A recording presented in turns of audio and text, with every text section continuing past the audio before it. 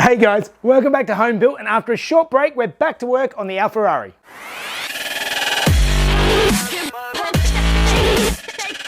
Okay, so for those of you who have been following along, you'll know that the last few weeks I've been working on the pedal box and the placing the master cylinders and all that sort of stuff. And in the last episode, I was playing around again with the actual closing up of where the steering shaft goes through the firewall.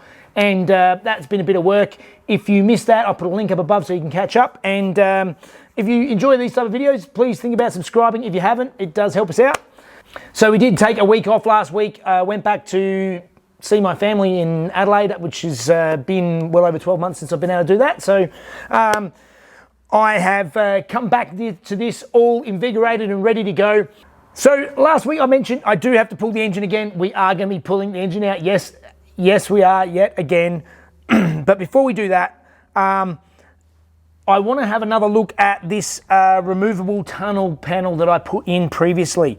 I realised once I put the heater box in that I can't actually get to the bolt to the back, and I'm looking at it all again now and thinking that I don't actually have to have as much of it removable as what I currently do. So what I can actually do is I'm going to mark it out, and I'm going to cut out just the part that I actually need to remove to be able to get to the starter motor, to be able to get to the clutch slave cylinder, and unbolt the bell housing.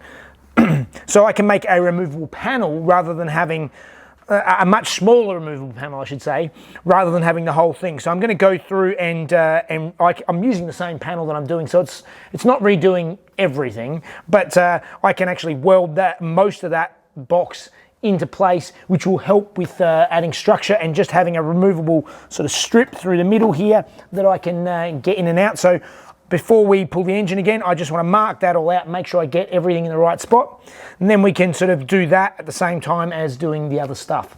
So let's do some marking out and then start pulling this engine out again.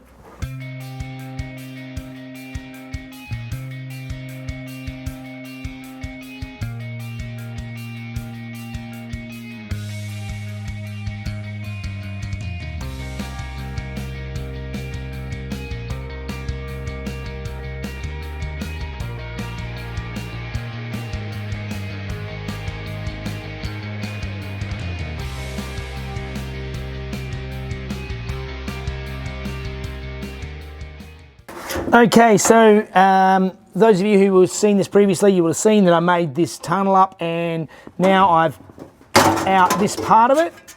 So that's actually all I need to be removable.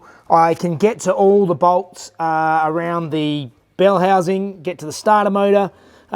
There's all the access I need in through here. So that will this piece now can be welded back onto the car and create a lot more rigidity.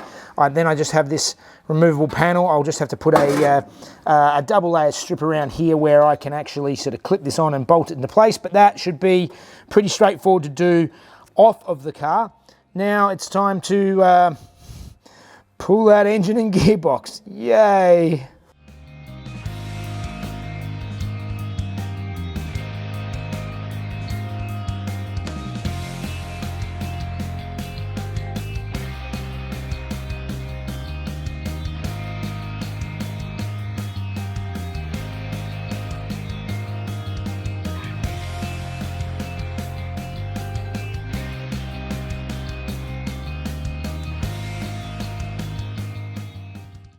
All right, so I've mounted up the steering column again. The pedals are all in. The clutch just touches on this steering shaft here, but I'm not super worried about that because I'm going to cut that down slightly to match the height of the brake pedal. As you can see, they're vastly different heights. And I'll take you around the front and show you what I was talking about with this thing I made up last week. All right, and this is the piece that I made up last week. So this is going to be basically a recess in this firewall. So this bit is going to be welded into the firewall, and it's sort of designed so that this lower section here will match up with this angle on the lower part of the drive shaft, and then this straighter section here is going to link up through in the back here to the actual steering box itself, and that's where it's going to be bolted on. So I need to now start sort of marking out and cutting out and making a hole big enough for this piece to slide in, and then I can weld it into place, and fingers crossed it does the job.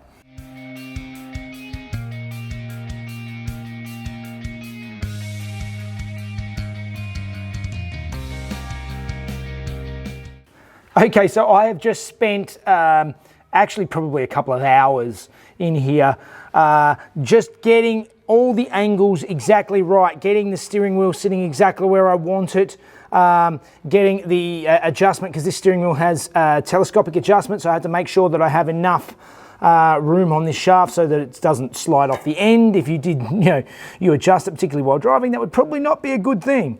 So there were lots of adjustments just to try and sort of get this sitting in the right spot, but I'm happy now that everything is in the right spot where it's going to be.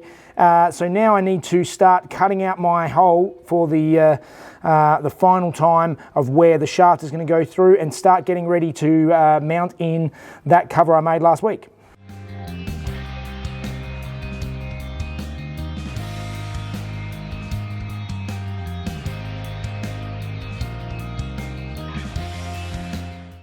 So hopefully this is starting to make a bit more sense now. So you can see here that that's the tube that I've got that I am going to trim around all these edges so that it actually sits nice and flush and is molded into the firewall. Plug up these holes. I might make a whole new plate to cover this whole section down here, and sort of fill this all in and make it all nice and neat and tidy, and fit this all up. But before I can fit up this piece here, I have to go through and actually weld in solidly this part of the tunnel now, because I'm not going to be able to get into this. This is going to be a pinch spot in here. It's going to be quite sort of tight in between this panel and this panel, so I'm not going to be able to weld it easily on the inside afterwards. So let's get that done now and join this tunnel in for good.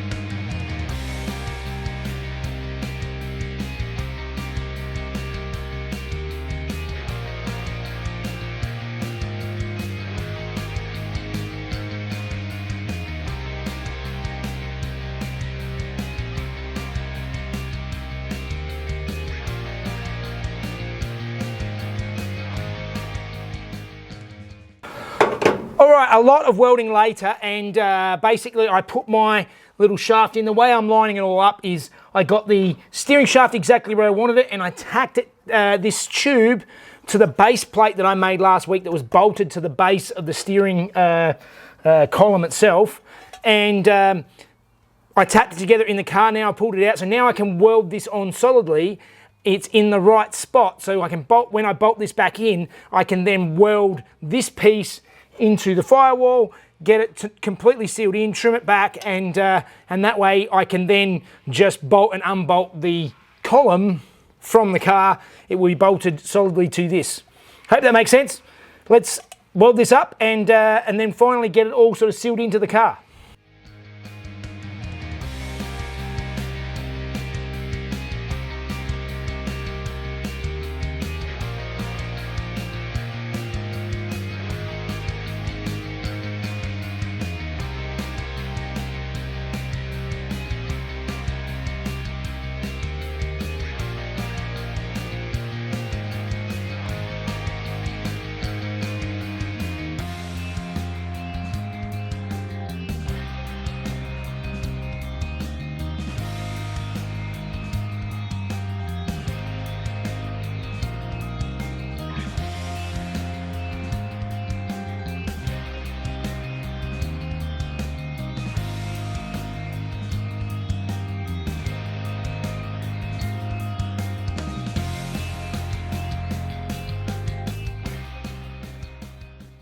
Okay, so hopefully this is starting to make a bit more sense now. Now this is welded in. I need to start filling up these holes here and this sort of whole section, and basically sealing in this whole corner of the engine bay. These holes here I want to get rid of anyway. I just want to make this a nice smooth panel. These will stay, but now let's start sealing up this whole corner and making it nice and pretty.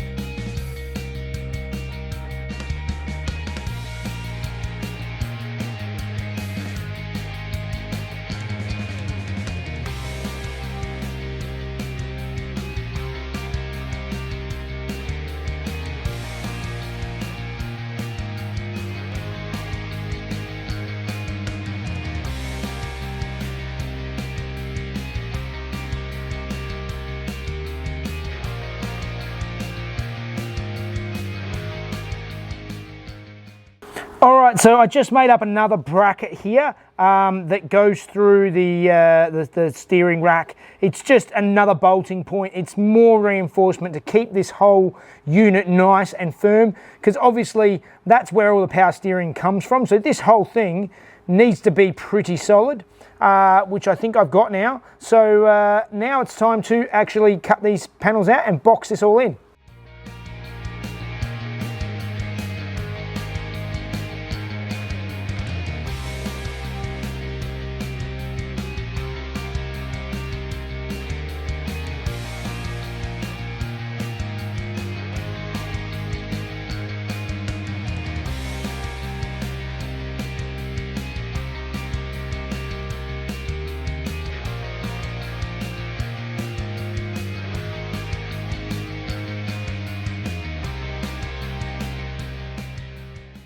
Okay, so I am really happy with that. So that is all filled in now.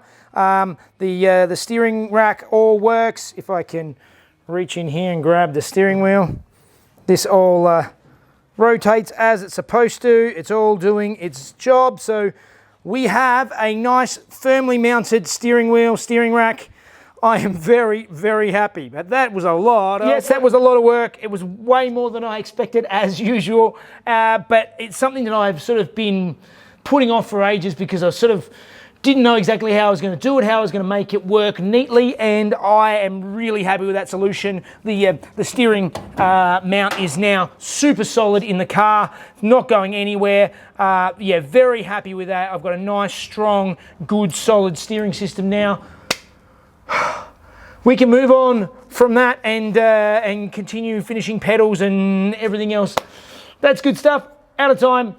I think that means it's time for Fun Facts with Mrs. Jeff.